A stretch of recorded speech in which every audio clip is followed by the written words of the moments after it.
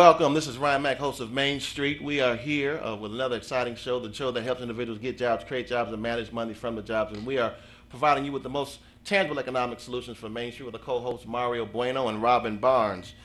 I want to take this back to 2015, where an individual, Saeed and Farouk, 28 and 29, went into an establishment and it killed 14 people and wounded 22 others in San Bernardino, California. Now, after doing this, it made national headlines. It made national headlines, and individuals are going all across the country talking about exactly how upset they were. And actually, there was a litany of individuals who were praying through Twitter, saying, "Our thoughts and prayers are with you." Now, one reporter, Igor Volsky, went and said, "You know what? We would like to see exactly all those thoughts and prayers via Twitter, exactly how much the NRA actually contributed to the campaigns." All in all, he found that in 2012, the NRA spent $19.7 million on candidates who tweeted thoughts and prayers after the San Bernardino shooting. Now, fast forward to the day. We have a Las Vegas shooting. 59 killed and more than 500 hurt near Mandalay Bay.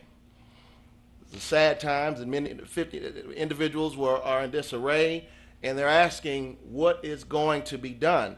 And actually, if you're looking at the gun laws of Las Vegas, it is legal to own as many guns as you would like to own.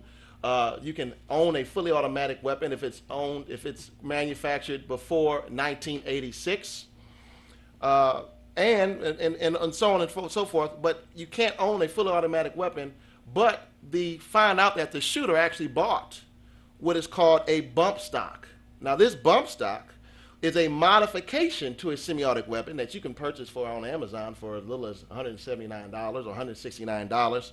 It uses the gun so the recoil helps fire rounds in rapid succession, that essentially with this modification, you add to your gun and it creates a automatic weapon, a legal automatic weapon, out of this gun. Most individuals will say, how come this is happening? Why is it nothing being done? If you're looking at, in 2011, 41 killed, 8 people wounded in Seal Beach, California. In 2012, Colorado, individuals going into a movie theater, individuals killed. Asking, why is this happening? Well, this actually relates. You're saying, Ryan, you're talking about politics. This is not a political show. Well, actually, this is this is an economic discussion. Because when you're talking about, just after this event happened, American Outdoor Brand stock went up 2.3%. Sturge, Ruger and Company stock went up 3.7%. Vista Outdoor stock went up 1.4%. After the Newton and Sandy Hook incident, gun makers, manufacturers, the top 4, made an additional $632 million in revenue. Now, the total annual revenue for the gun industry, gun and annual manufacturing industry, is $13.5 billion a year. The annual revenue of gun and ammunition stores is $3.1 billion a year. The number of pistols, revolvers, rifles, shotguns, miscellaneous firearms manufactured in the U.S. in 2013 is over 10.8 million in terms of the amount of individuals who actually own these weapons. Now, last election cycle, the NRA spent more than $30 million to help Donald Trump win the election. All in all, they spent $50.2 million between Donald Trump and 6 of the largest, most prestigious 6 Republican Senate races to help them win the election. This, and I'll turn it over to my panel here as we discuss, again, this is a case where we have a clear case that, and everything, they say the top 2 responses say, Ryan, it's too soon to talk about gun laws. Or they'll say, well, is it too soon to start talking about the 2015 massacre? There's over 217, this year, there's been over 217 mass shootings in the U.S. just this year. Most don't hit the news story. They're not newsworthy, but they have almost 60 people killed. Is it too soon to start talking about gun laws? And now my contention is that as this show focuses on economics, we've been focusing on the wrong thing. We've been focused on politics for far too long, where if you follow the money, these individuals are essentially beholden not to the voter, but to the dollar, which is why after all of these lists of massacres have been happening, that all now they say because they're because every time someone says we're going to, there's actually a push now for the SHARE Act, which makes it easier for individuals to purchase silencers. And the contention of the NRA is that if I purchase a silencer, it helps the hunter save his ears while he's hunting. Well, we all know that most individuals who use silencers are using it for destructive use. So the fully automatic weapons ban is null and void because now I can put a legal modification on my phone and create an automatic weapon for $200 on Amazon. So the question I'm asking you, Robin, is we can't not talk about this mass shooting, in modern day history, the largest mass shooting in modern day history by a lone officer. We've had others. I mean, this is, you're talking about Rosewood. We got to go back to 18. Yeah, we got to go back. But this troubles me, and it disgusts me to see how money in politics, it cripples the discussion, that we can't even have a discussion.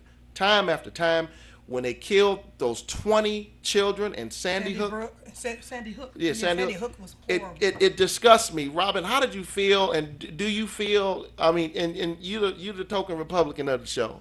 And so how did you feel when it just, I mean, isn't it about time to have this discussion? And to me, it sickens me to have economics have such a controlling factor that we can't even discuss it after people keep getting killed. It's really Sandy Hook. I'll be honest with you. I do have a CCW. I do have my own gun. I do too. Do I have or have a need for a semi-automatic gun? No. Do I feel that anybody else have a need other than military for a semi-automatic gun, or maybe even DPD or law enforcement? No.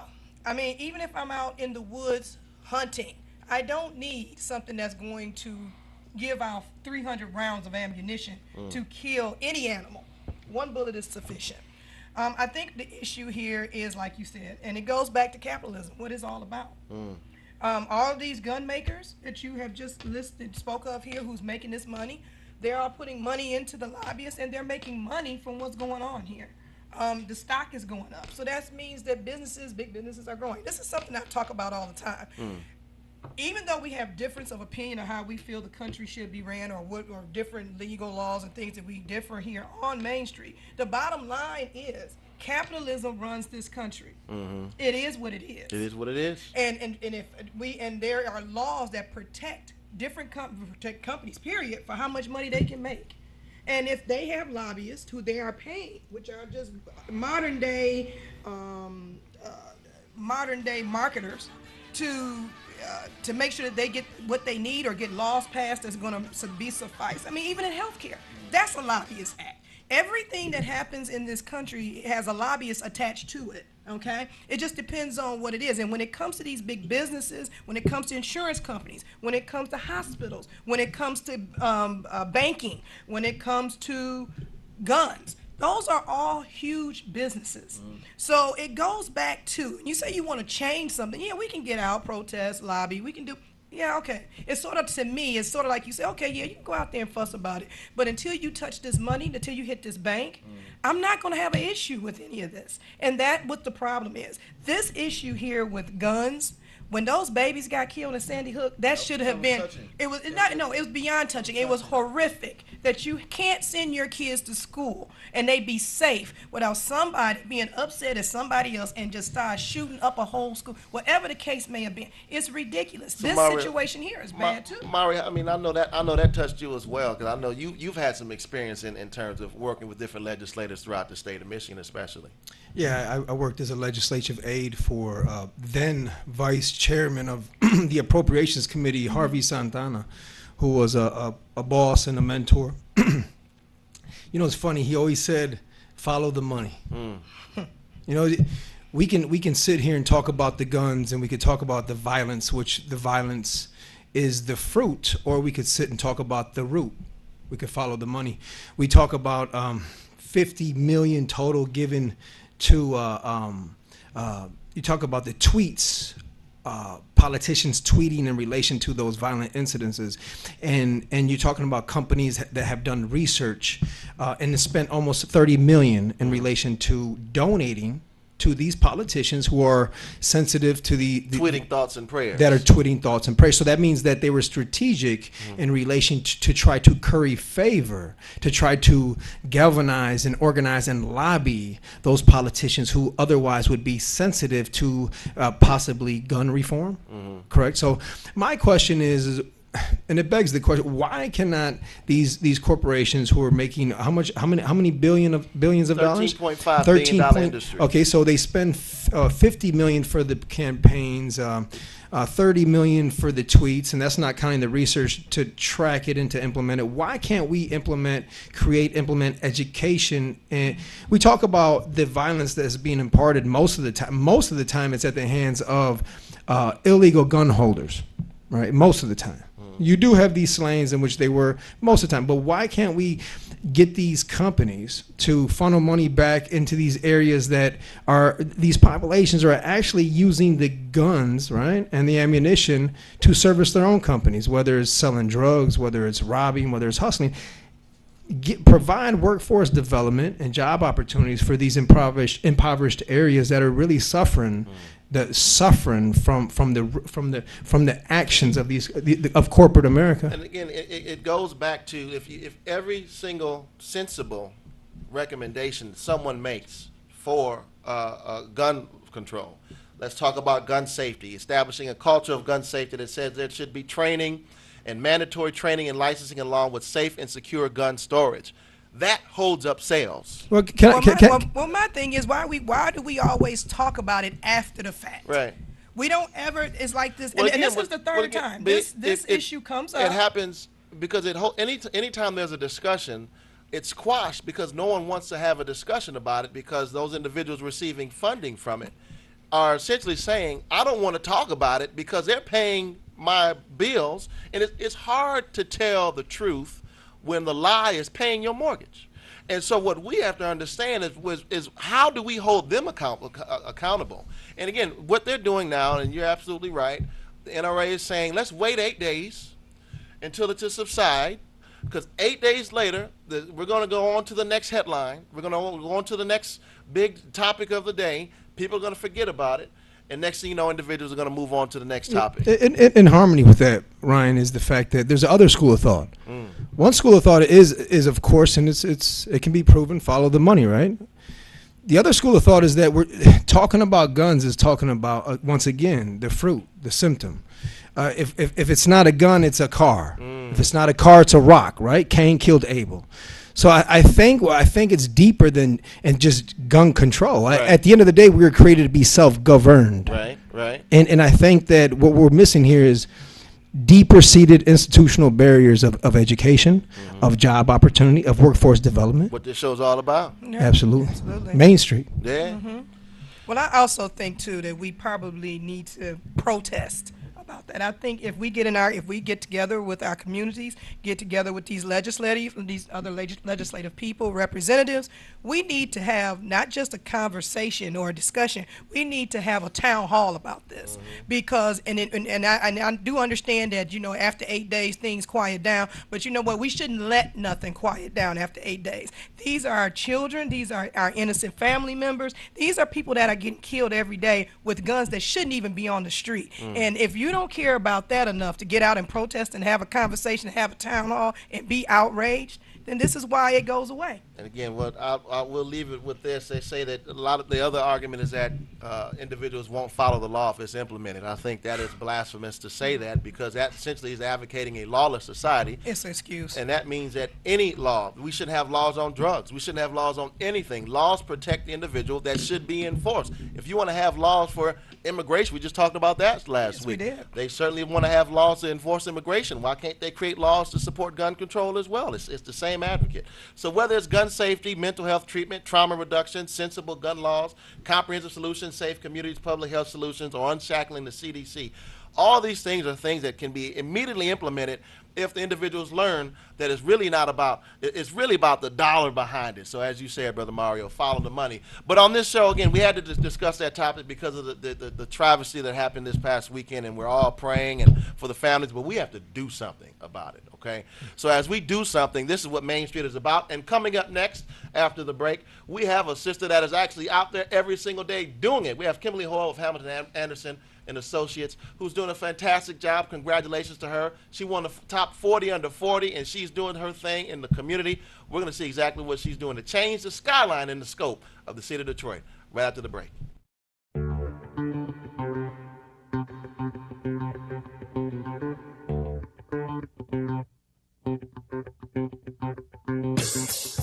Welcome back to Main Street, the show sponsored by Fifth Third. It's helping individuals get jobs, create jobs, and manage money from the jobs. We have a special guest with us today, Kimberly Hoyle, who is the Director of Business Development and Marketing at Hamilton Anderson Associates. First of all, congratulations to you to being Crane's top 40 under 40. Thank you. Barely made it. Oh, my goodness. Hey. Thank you. And Thank you. you know, I've known you for a long time. You've always been in the community, and you are such a role model for young women of all colors in the community, young black women and young white men as well, every woman, to see what you've done, what you've been able to accomplish. Let's talk about the award first. We got to go right into that, because what was the award for, and exactly what were the specifications for individuals to choose you? And I want other folks to know. Okay, sure. So Cranes does the top 40 under 40 annually. I can't even tell you how many years they've been publishing this list.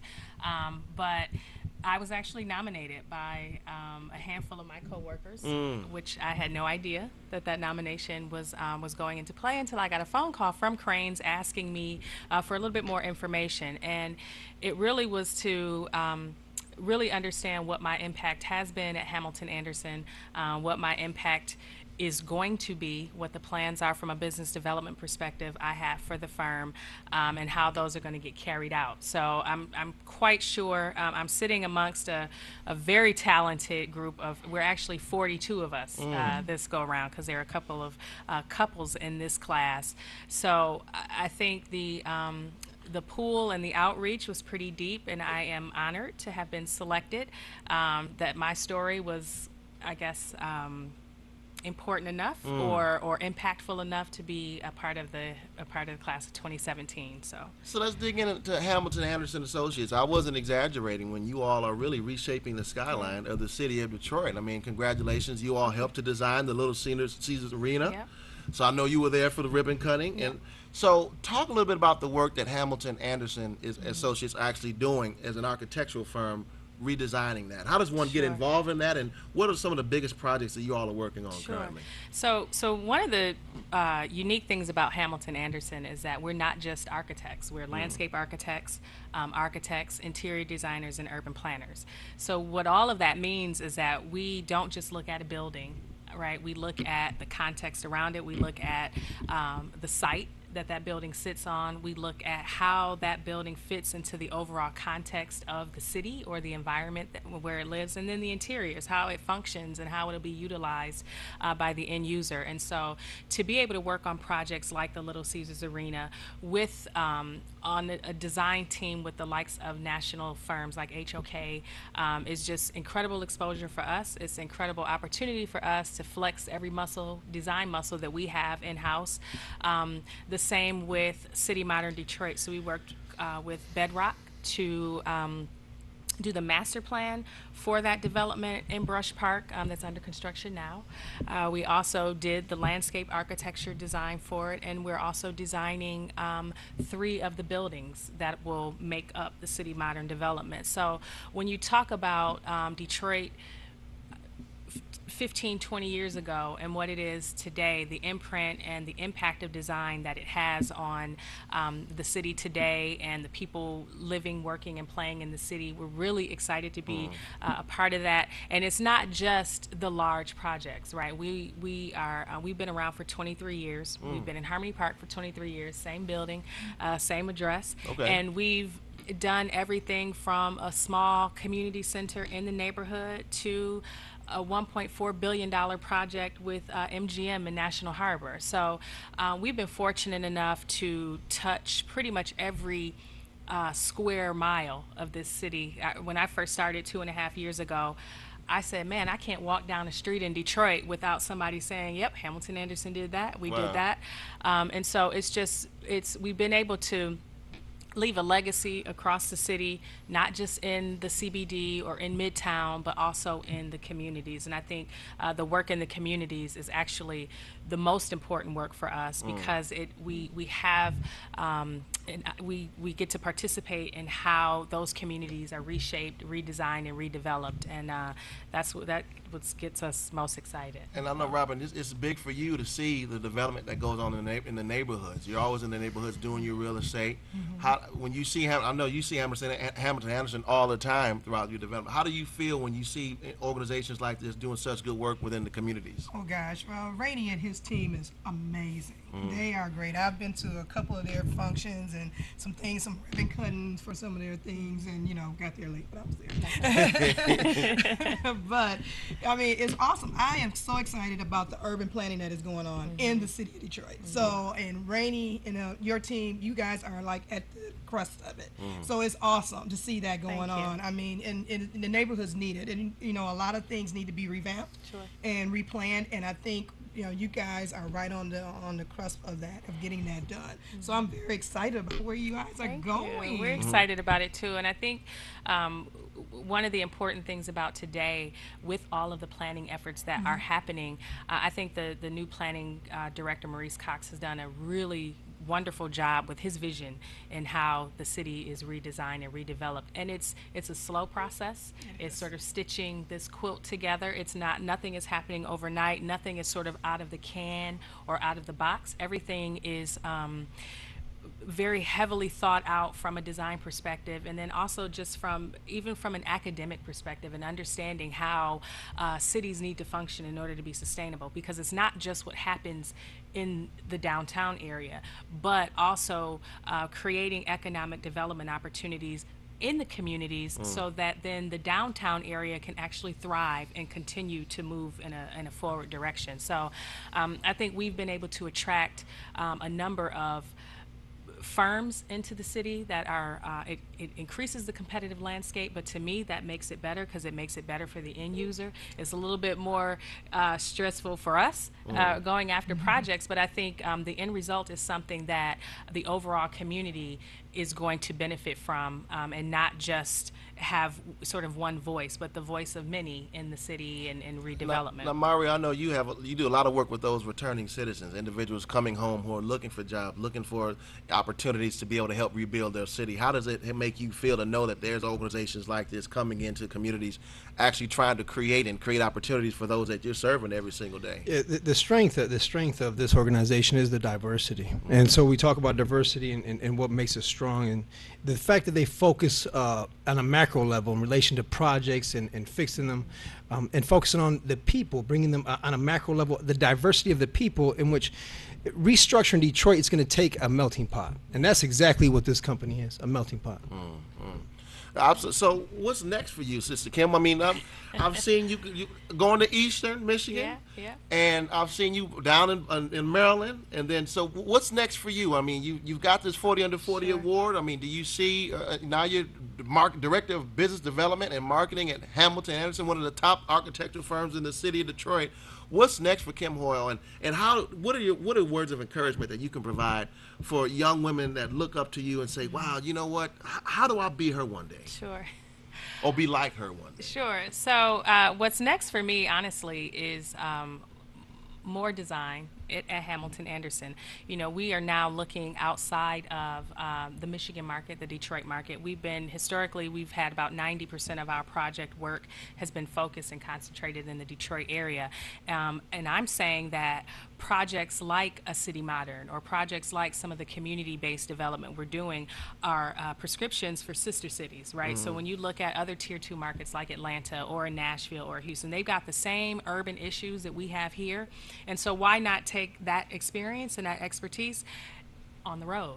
And so right now we are aggressively pursuing the Atlanta market.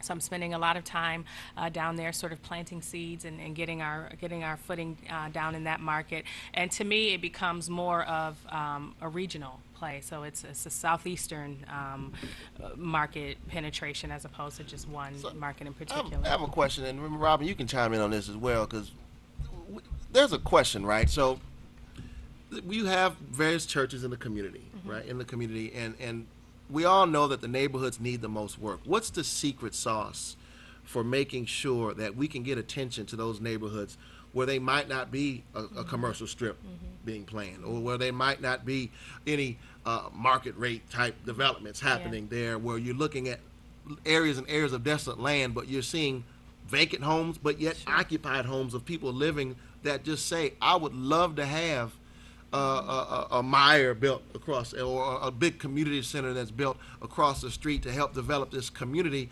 But they're not even any of those, well, almost 10 target areas that the mayor's outlined for development. What do we do for those rest of those areas? What's Hamilton's secret sauce for helping those parts of the community? Sure.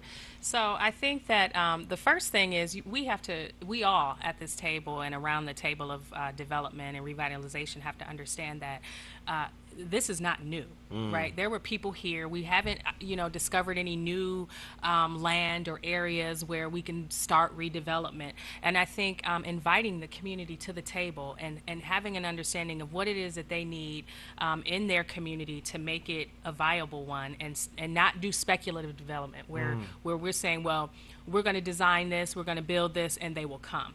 You can't do that. The community has to be at the table. They have to be heard. They have to be a part of it. I think one of the, we participated in the development of the Detroit Future City Framework Plan, and out of that came a lot of guides that really address those vacant lots. What can you do with these vacant lots in these neighborhoods that these children are walking by, to get to school in the morning, to keep them safe? Turn that vacant lot into, a farm or a garden or a community garden or a community space that can be utilized by the entire community. So, the city, from a business perspective, the city has to have a plan, right? They have to have target areas. You have to have areas that are going to serve as these sort of economic development nodes, and those are going to get done first because there's a process. But as you go along that process, you've got to make sure that the lens is wider, so you catch those other areas that are surrounding. And it's not going to happen overnight. Rome wasn't built in a day. But I think that those of us who are at the table and stewarding this sort of overall revitalization, that's not lost. And I think that developers who are looking to develop in the city of Detroit, if you come with a speculative mentality, you are quickly met with opposition, a lot of resistance, and making, and those who have the powers that be, who have the opportunity to change the minds of those developers, they're doing that. And in our seat, we have an opportunity to do that too, and it's education. It's educating our developers. It's educating those who have no idea what the history of this city is about, but want to participate. So I think it's a collaborative effort. It's education, and but first and foremost is making sure that the community is at the table as far along as we can take them. Wow. And I mean, and I think that's when we had, you and I, we do meetings and stuff, and I think that was one of the things at our last meeting that we kind of talked about, was that we really wanted to have, we have to educate the new developers on how to develop, how urban planning, which is a lot of things that they don't understand. You just can't go and just say, okay, I'm going to throw a building here, like you said, and it's going to blow up. No, it's not. It hasn't worked, and it hasn't worked. And let's just be honest, that was what people were doing before, and it hasn't worked up until this point. Yeah. So there is a strategic plan that has to be carried out, but until that mentality of developer has been changed, and like you said, with education, I think it will help. It's not going to change, and it is going to be, you're going to be felt with a lot of opposition, because it's a lot of people got a lot in stake here, and that needs to be, totally realized. Yeah, Well, absolutely. Well, I'll tell you that I want to say congratulations to Hamilton Thank you. Anderson for all the things that they are doing and I really love the fact that you are connecting with it seems like you're a firm that actually hears what the people want and you listen to them. So congratulations to Hamilton Anderson, to Rainey and all the good work he's doing, and congratulations to you, Thank you. top 40 under 40. 40 under 40. Yes. Thank you. Thank you. And so we want you to come back on here and give us some updates of what you Anytime. all are doing. Anytime. All right. Absolutely. And here you are coming back after we come right back. Don't touch that dial. Don't touch that dial. Don't touch that remote. Come on back. We want you to hear from a powerful sister who's doing some powerful things throughout the whole state of Michigan and making sure that your child and the next child and the next child is educating with the principles of fiscal responsibility. Margaret Hartley with Junior Achievement. Check her out when we come back.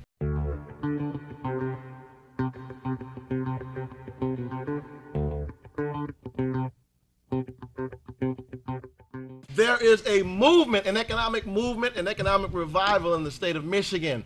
Make sure that your children are being educated. We have a sister with us today, Margaret Hartley, CEO of Junior Achievement Michigan, is doing some phenomenal work all throughout the state of Michigan and making sure that all of our kids are receiving the proper education and fiscal responsibility. Thanks for coming on the show, Margaret. Oh, thank you for the opportunity. It's great. So I think Junior Achievement and I've always said that you are the Cadillac of fiscal responsibility. You have taken it to the next level. You have your Finance Park that I think that if people out there have not seen Finance Park yet, please, you have to go down and check it out. What are some of the latest things that Junior Achievement has going on? Because we were just talking about it before. You have alum that you've met from back as far as 1940s or the 50s that you've met, that people have gone through your program, have been and received education. What are some of the things you have coming up? Yeah, well, first, as a foundation, Junior Achievement really is the youth arm of economic development in this region, right? yes. And we complement the work that you're doing, right, in teaching young people how to manage their money, how to think and be entrepreneurial, and how to get ready for the world of work, the soft skills and the exposure to the high-demand career sectors. So in that space, this year we've introduced a couple of new and really exciting programs. One, STEMworks, which is an initiative in partnership with Cooper Standard Automotive, the Tier 1 supplier. And every month we're bringing 50 kids into Finance Park to not just learn how they spend their money, but to learn a whole new sector of work where they can earn money, right, in the STEM careers. So we have professionals, mathematicians, scientists, engineers from the auto companies coming in for a deep dive, giving kids a chance to get hands-on with things like wind tunnels, CAD, 3D printing, and racing cars that they build, and then understand the friction, velocity, and all of those things that go into really building cars. I mean, you basically what Junior Achievement is the crux of this show. That's why I'm so glad we're. I mean, getting jobs and creating jobs and managing money from the jobs. You all do that every single day for our children. So, talk a little bit about Finance Park, how that came about, what's going on down there at Finance Park. Because when I first saw it, I was absolutely amazed at how I've deemed this to be the most tangible place that I've ever seen for a youth to go in and learn, have hands-on. You get the tablet and you walk through real-life scenarios of how to manage your money, how to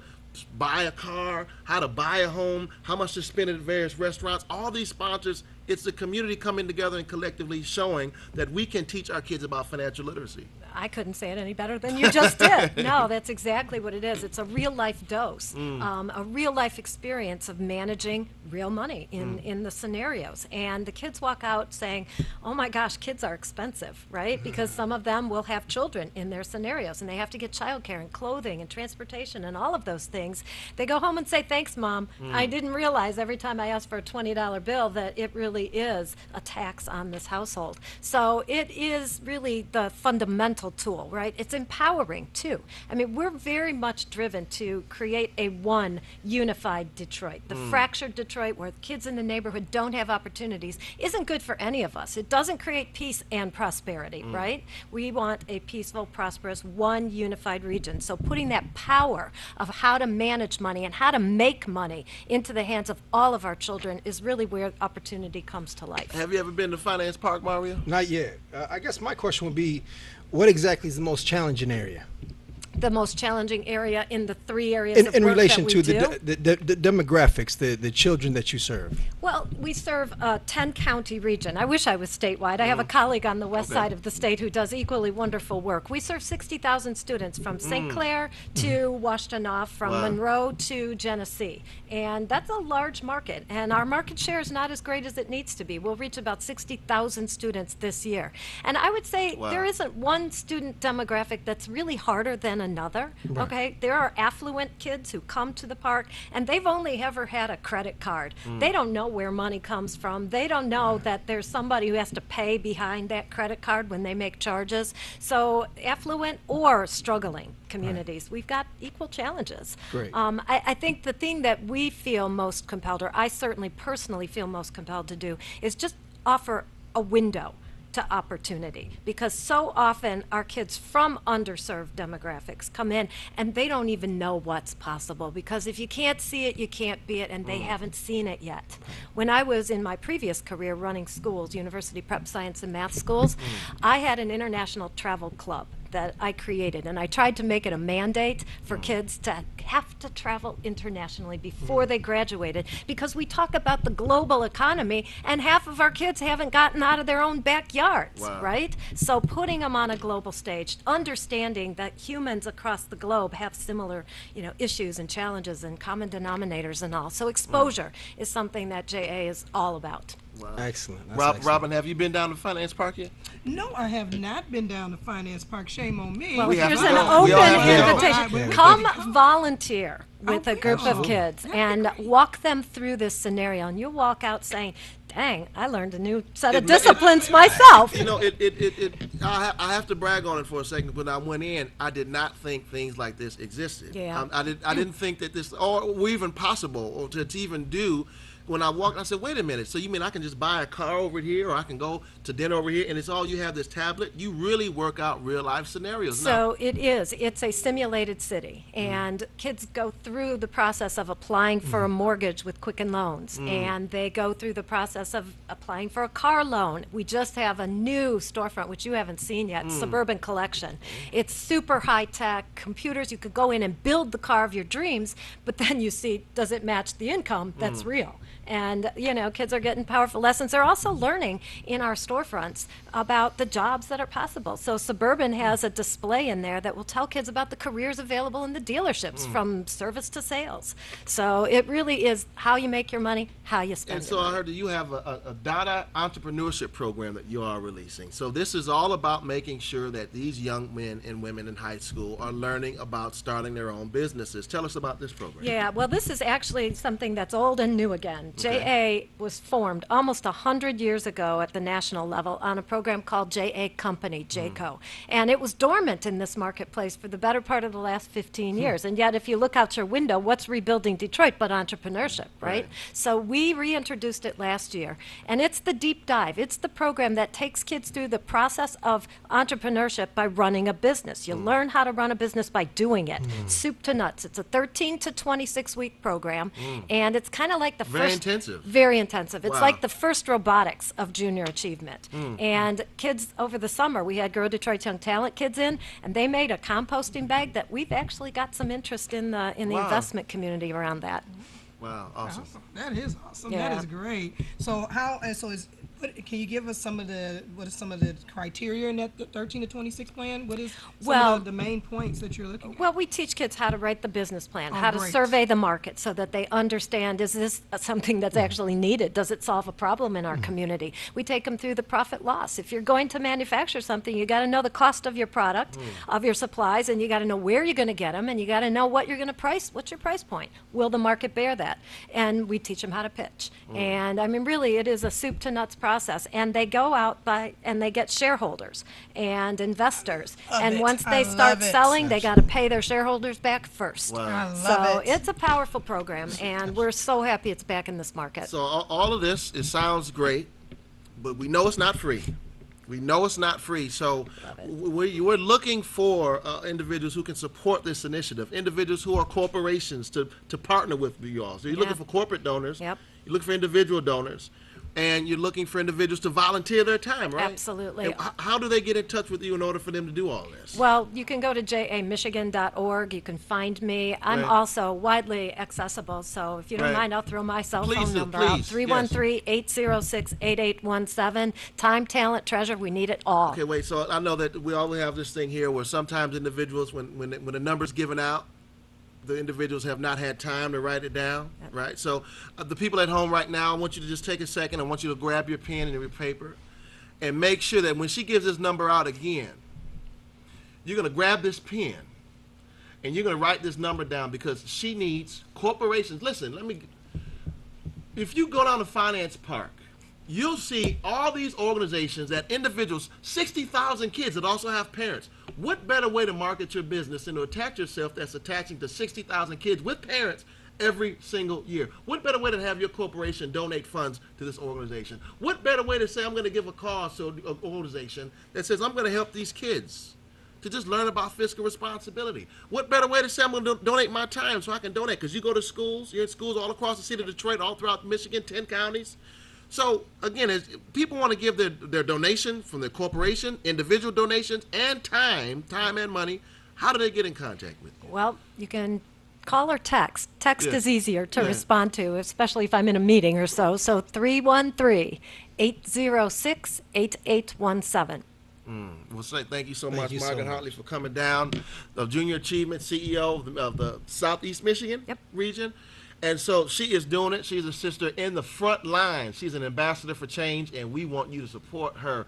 On the other side of this, we have one of the most phenomenal entrepreneurs you've seen. He is helping individuals. He is an incubator for fashion. Brother Clement Brown, a.k.a. Fame, is doing some things with his 313 movement. You don't want to miss this.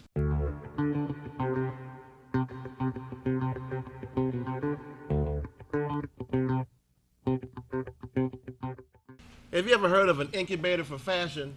Well, you're going to hear from one today. This brother Clement Brown, founder of the 313 movement, 313 clothing store, is helping other individuals who want to get in fashion, get a leg up, and learn from his expertise and skill. And this is what businesses are supposed to be. This is what Main Street is all about. So we're here with brother Clement Brown. Yes, sir. Thanks for having me. Man, you are doing some phenomenal work in the community. Your business is an incubator for other fashion businesses. So not only are you helping, not only are you successful, but you are helping other people to be successful. And that's what really Main Street is really all about. Tell us, what exactly is a 313 clothing store? Okay, so 313. I'm sorry, 313. 313, it's a spin on the area code 313. Okay. And so it's just a different way to say 313. And back when we trademarked 313, back in 09, when we trademarked it, my whole thing was, it wasn't a lot of brands representing Detroit.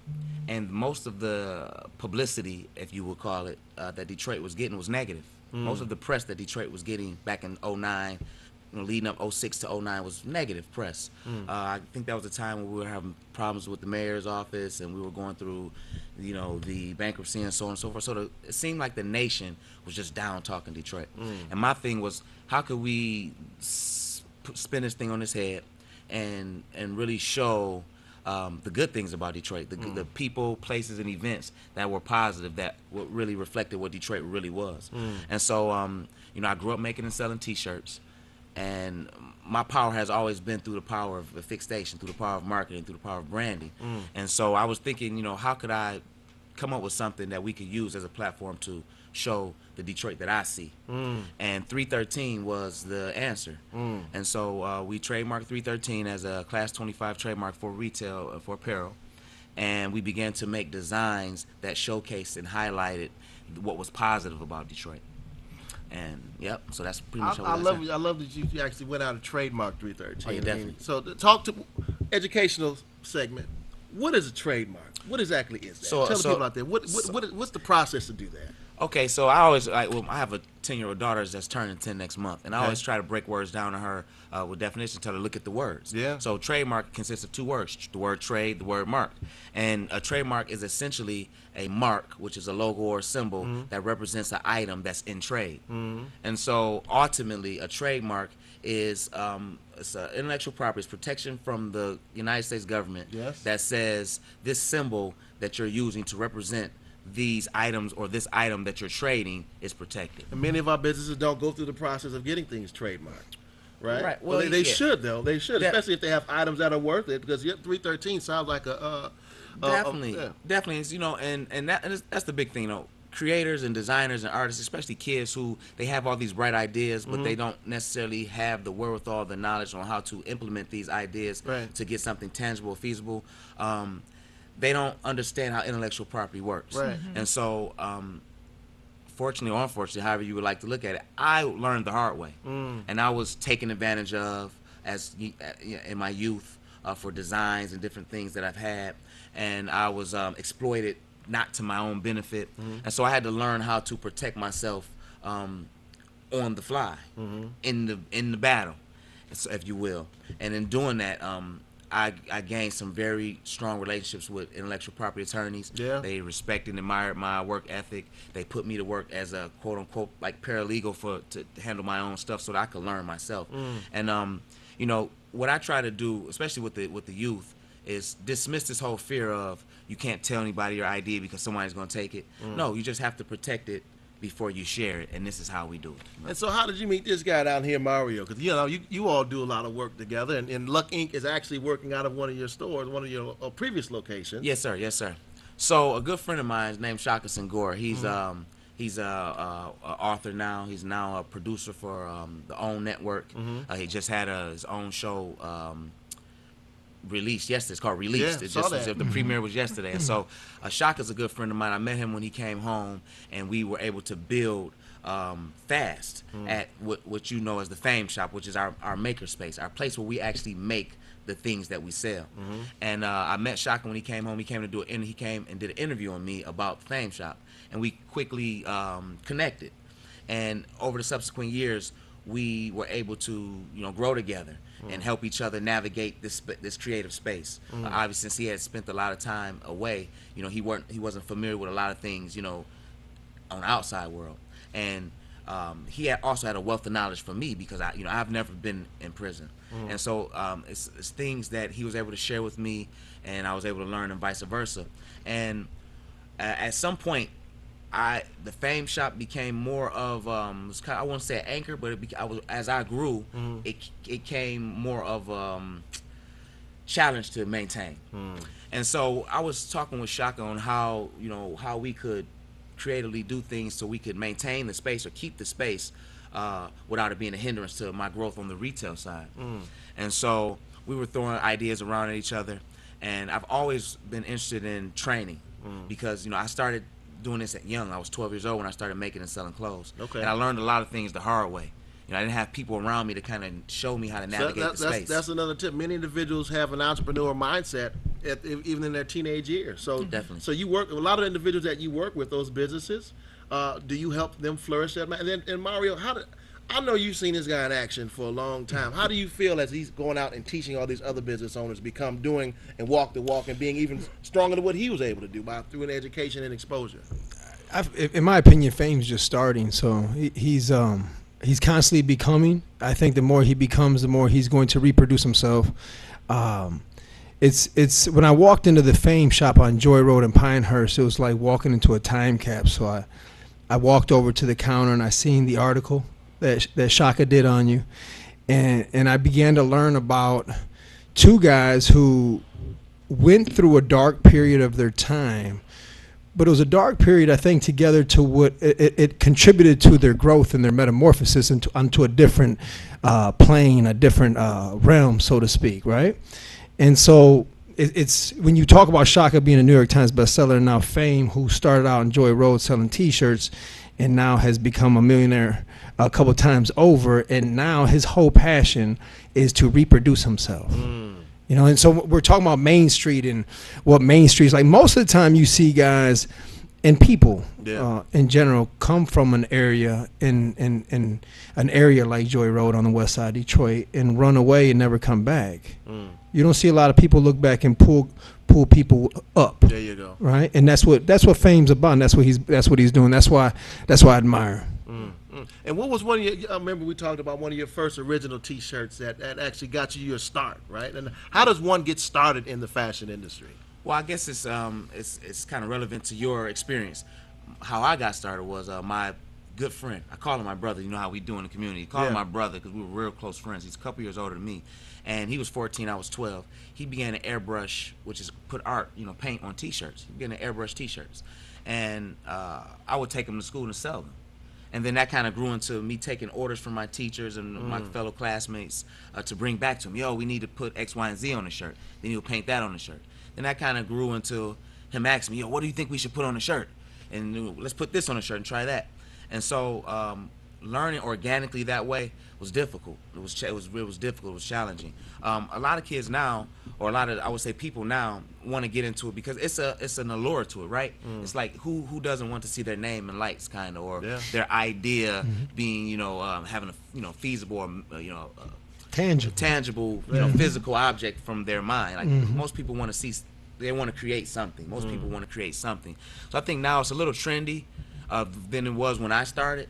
I kind of started out of necessity. My brother got these T-shirts. He's doing his art. It's a way for us to generate some money and generate some income without having to do illegal things, having to succumb to the pressures of the ghetto, to be quite frankly.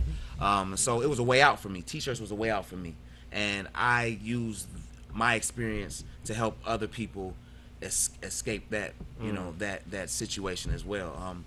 And kids got bright ideas. They got great ideas. A lot of times they don't know how to get to a physical version of that idea, a tangible version of that idea. But they got great ideas. I help them get them out their heads. One thing I want to point out is how he didn't say the word, but in so many words that him and Shaka mentored each other. Mentor comes from the story of the Odyssey, where Odysseus left his son Telemachus with his best friend, his teacher and counselor, mentor. A teacher and counselor. So when I walk in, you walk in the Joy Road shop, there's certain things that a returned citizen would notice. For example, like the magazines that were cut out and used, and sealer was used to put on different stuff, right? That came from Shaka, right? No, actually, did it come from you? To be honest, because we do that inside, right? I can believe it. I learned that technique from Maurice Malone. Okay. Maurice Malone is the only the designer, from Detroit, right? that actually made it large on the international level. So Right. growing up, I didn't have anybody to kind of idolize or He look was up your to. mentor, kind of like, wasn't he? I mean, in some respect, he was in my what you call it, industry. He was in my, in your mind's eye. You have this the alliance with these people that you Gotcha. never met. Yeah. You never met them before in real life, but in your mind, you you sit at the battling them. table Really, with 'em. really, you battling, or you trying to get there to the table. So he with was them. he was Gotcha. in my mastermind alliance. When I Amen. thought about how I would make decisions or move in that space, I would think about how Maurice did. And it's deep. I wonder how many fames are sitting at the mastermind table with youngsters. For real, I'm keeping it real. Yeah. Keeping it real. It's a beautiful Inspiration. thing. He came to meet me not too long ago. He came to my store. I seen that. And you commented a little. How do people call you to get a hold of your T-shirts right now? They want to call you. They want to email. Where do people go to buy your shirts? Because you're creating an economic movement. Definitely. And so by supporting you, it's not just supporting you. You're actually supporting other individuals who also have dreams and aspirations Yes, sir. in the city of Detroit. How do people get a hold of you so they can buy your T-shirts and support the movement? We have a retail store downtown on Jefferson and Shane. It's at 2642 East Jefferson, right in the Shane Square Plaza. You also can get us on Instagram and Facebook at the word 3, the word 13, the number 2015 on both of those social media sites. So a lot of people they're slow. Okay. They took a long time to put that pen up. Okay. So one more time, we want to wrap up. If you want to give us a call at our store, the number is area code 313-818-0050. Or if you just want to stop by our store downtown on Jefferson and Shane at 2642 East Jefferson, we'd be more than happy to see you. You guys are also getting a new store, right? Yes, Let's ma'am. talk Yes, about ma'am. that new store. Oh, by the grace of God, and a real lot of quick, hard we gotta work. wrap. A lot of hard work. We'll be opening our second location on the Avenue of Fashion on Livernois next month. Right across the street from Bucharest. Right across the street from New Bucharest. I look forward to it. I'm going to be your first customer. Right, that's all. I'm gonna look forward to seeing you, man. I'm gonna hold you to that. All right, absolutely. I'm on 2 T-shirts. That's what's real. All We gotta right. get some jeans, maybe a jacket, Okay. some hats. Hey, I'm in. Sweet. So we are here on Main Street. We want to thank Kim. We want to thank Kim Hoyle. We want to thank Margaret Hartley. We want to thank Fame Clement Brown. We want to thank the co-host, Margaret Robin Barnes and Well, you don't remember my Mario name? Bueno. Bueno. Barbara and Robert Barnes. This is Ryan Mack. We are here with Main Street. Coming to you next time. We are the tangible economic solutions for the community. Talk to you next time. Peace.